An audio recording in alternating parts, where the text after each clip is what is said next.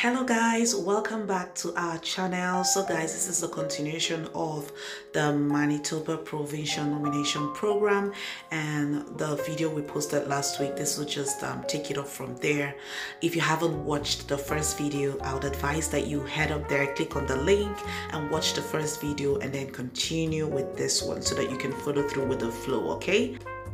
And don't forget to hit the subscribe button and like the video, comment and share. If you're ready, let's hop right in.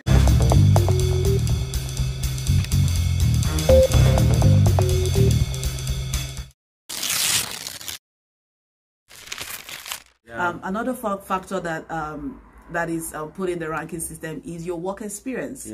So the points are based on the years of your full-time work experience. And full-time is defined according to Manitoba is defined as 30 hours or more each week for one employer. So count full years of work experience. Do not round up your work experience, guys. For example, if you worked for 7 months, don't say I rounded it up to 1 year. You know, so just try to be, you know, as accurate as possible. Excuse me, guys. It's a serious video, babe. What I did is it bad? Is it serious? Okay, guys. So you can claim additional 100 points for being fully recognized by provincial licensing body if you're working in a profession or trade that requires licensing in Manitoba and you have completed all the necessary steps to become a licensed or certified to practice in Manitoba. Please, can you emphasize on this for us, baby? Yeah, if your profession is a profession that needs to be licensed, for example, probably you are a realtor.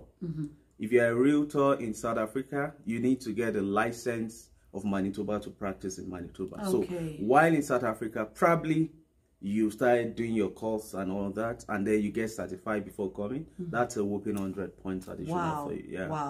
Also, work experiences have their points. If you've worked for 1 year, you have 40 points. If you've worked for 2 years, you have 50 points. If you've worked for 3 years, 60 points. 4 years or more, 75 points, which is the highest point in this category.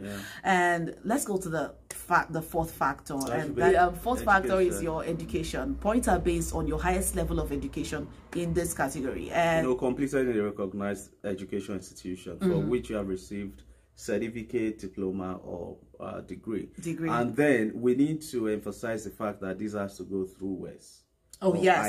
Yes, so it has to go through because if you don't go through those bodies, Canada will not recognize your certificate.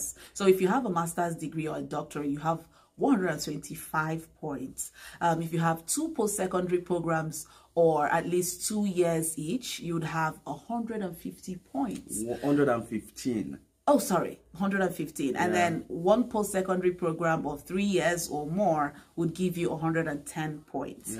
If you also have 1 post-secondary program of 2 years, you would have 100 points. 1 year post-secondary program will give you 70 points. If you have trade certificate, you have 70 points. That's for semi-skilled. So they have a way of just including everyone. The factor 5 that they consider is adaptability. Adaptability points are based on the type of connection you have with the province. All candidates must have at least one type of connection in the province. So it's not compulsory to have all of the listed connections.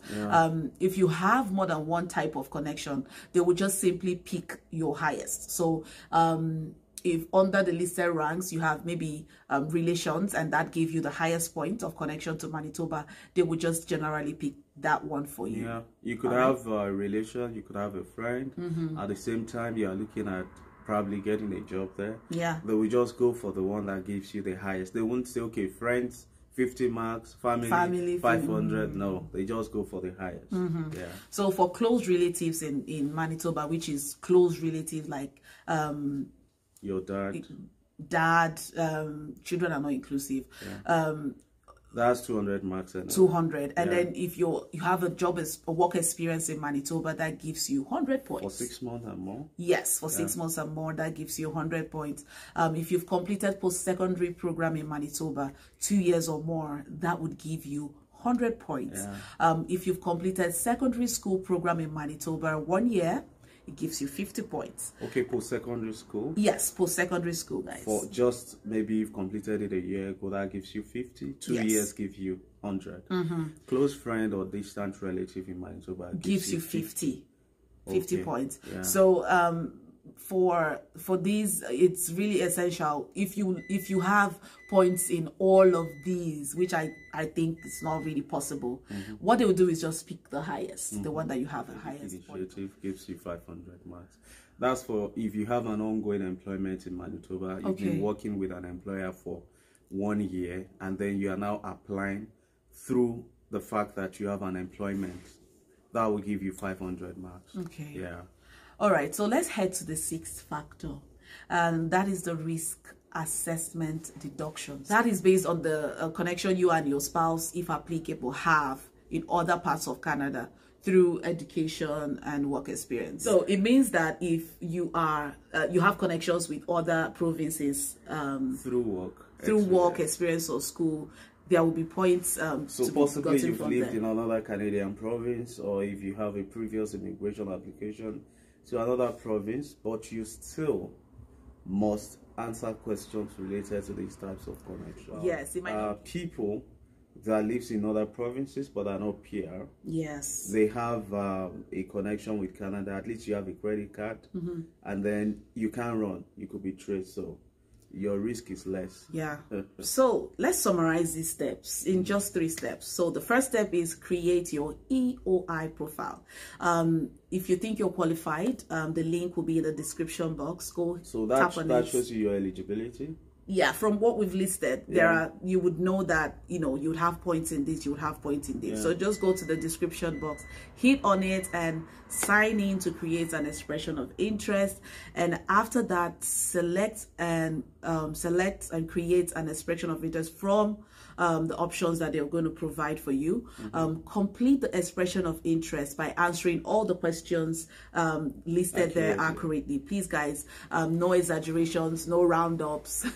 Just try as much as possible to put in information that you can back up with documents. And please note that you should print out a copy of your EOI after after answering the questions. Print it out first before submitting your EOI, just to keep it as it's good to have the hard copy. Yes, they didn't say save it, they said print it out. Yes, print it out and keep, guys. And keep it well. You can only have one active EOI at a time, and it lasts for 1 year, I guess. It lasts for 1 year. You may submit a new profile once your current EOI expires. Exactly. I think that happens every year. So after successfully completing your an EOI, it does not guarantee nomination. So it does not mean that you're the ability nominated. To submit the nomination application. Yes. So because at this point, what you are doing is you are expressing your interest. So you express, it's just like you want to marry a woman. You express to that woman. That does not guarantee marriage. So it's when the woman accepts, you now say, okay, bring the ring. Yes. So you have expressed your interest. The next stage will be an invitation. Yes. So when they look at it, the highest scoring qualified candidates. To the second. Yes, that gets to the second point, where the highest scoring candidates with connection to Manitoba are invited to submit an MPNP application. So that would, you're getting closer. You can start wearing your socks. And that will lead you to step 3, and that will be following through assessments. So the PNP nominates a successful candidate and make a separate application. When they nominate you, they will give you a link to make a separate application to the government of Manitoba, the government of Canada, for permanent residency visa. Yes. You can just tell us the date you're coming. I'll be waiting for you.